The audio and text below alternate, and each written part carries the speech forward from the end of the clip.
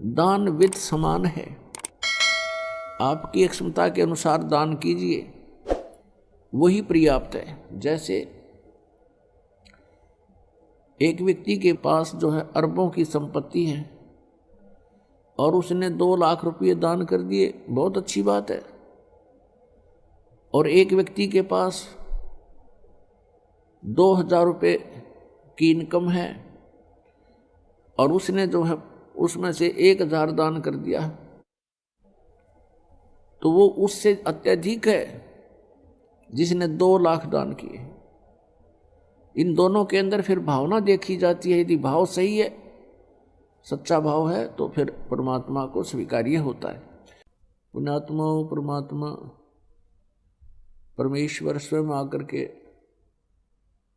हमें चेताते हैं, ये समझाने की चेष्टा करते हैं कि प्रथम तो ये मनुष्य जीवन बहुत ही दुर्लभ है, बहुत कठिनता से प्राप्त होता है। और मनुष्य जीवन पाकर के जो परमात्मा की भक्ति नहीं करते हो, तो फिर आपका मनुष्य जीवन व्यर्थ है। जैसे कुआं जल बिना फिर बनवाया क्या काम।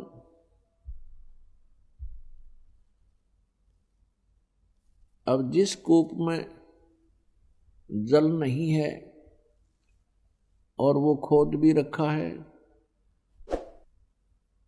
उसके पक्का स्ट्रक्चर भी बना रखा है और बहुत सुंदर दिखाई देता है,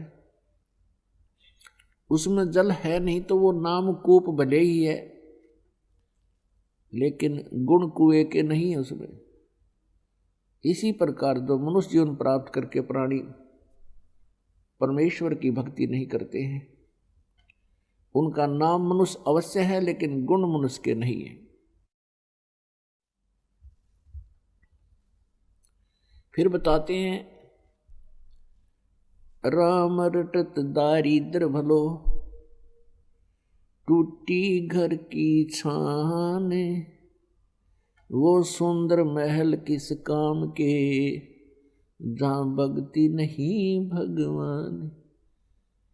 परमात्मा की भक्ति करने वाला वो निर्धन व्यक्ति भला है, अच्छा है, जिसके मकान की छत भी टूटी बेशक हो, जिसकी झोंपड़ी की छत टूटी हो और वो भक्ति कर रहा है, तो कहते हैं वो सुंदर महल किस काम के, जहां भक्ति नहीं भगवान।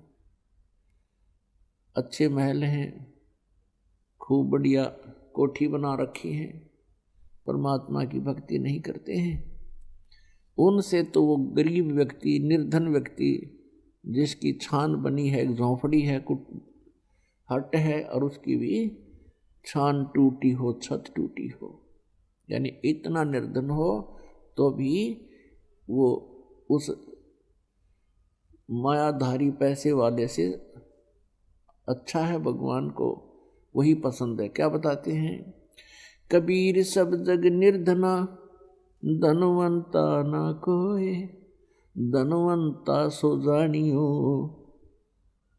जिस पर राम नाम धन होए। पुण्यात्मा,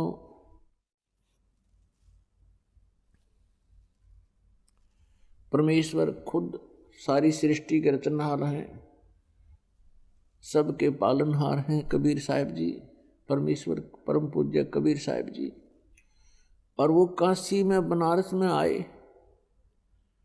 एक जुलाहे के यहाँ रहने लगे।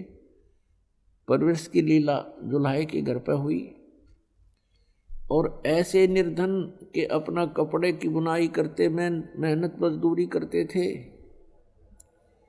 और उस कपड़े के बुनने से जो मेहनताना मिलता था उसी से अपना गुजारा करते थे।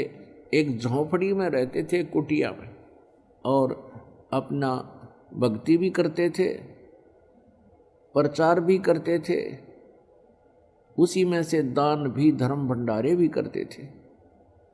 वो क्यों ऐसा करते थे?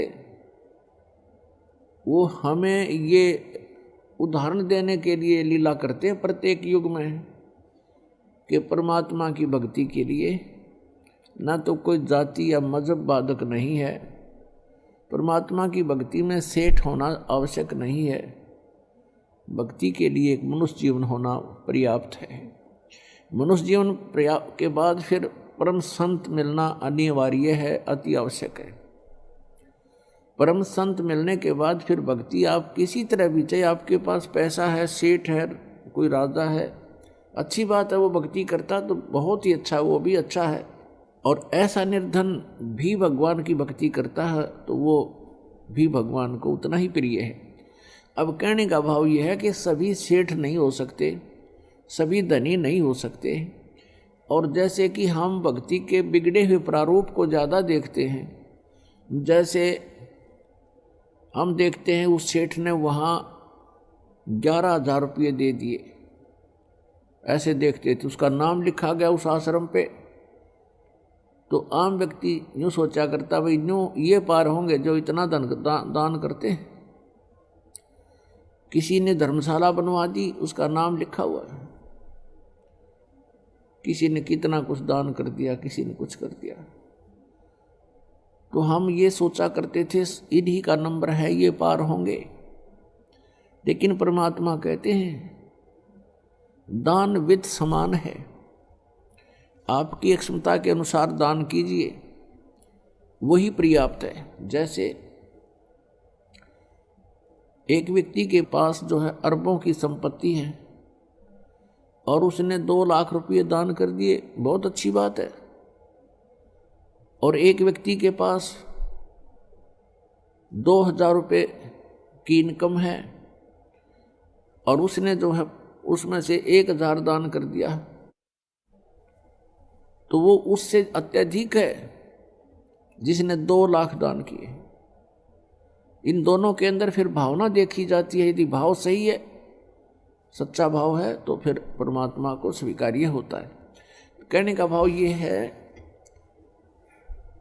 कि परमात्मा में आस्था, श्रद्धा, एक लगन विशेष हो तो दोनों ही भक्त परमात्मा प्राप्ति कर सकते हैं। लेकिन सभी सेठ नहीं हो सकते, सभी के पास ये व्यवस्था नहीं हो सकती, क्योंकि पूर्व जन्मों के हम पुण्यों को स्वर्ग में बर्बाद कर चुके हैं। अब फिर नए सिरे से हमारा जैसा प्रारब्ध बना है बचे खुचे कर्मों का, उसी को हम भोग रहे होते हैं। परमात्मा आते हैं, सत भक्ति करवाते हैं, हमें फिर से धनी बनाते हैं भक्ति का, तो फिर हम परमात्मा पाने वाली लाइन में लग जाते हैं। अब जैसे दूसरा प्रारूप बिगाड़ रखा भक्ति का कि जैसे कि परमात्मा वही प्राप्त कर सकते हैं जिन्होंने सब त्याग दिया, घर छोड़ गए, जंगल में रहने लगे, घास फूस फल आहार करके अपना जीवन व्यतीत करते हैं, और कोई तप करता है खड़ा हो करके, कोई धुने लगा करके चारों ओर अग्नि जला करके बीच में बैठा रहता गर्मियों में, सर्दियों में ऊपर से जलधारा करता है।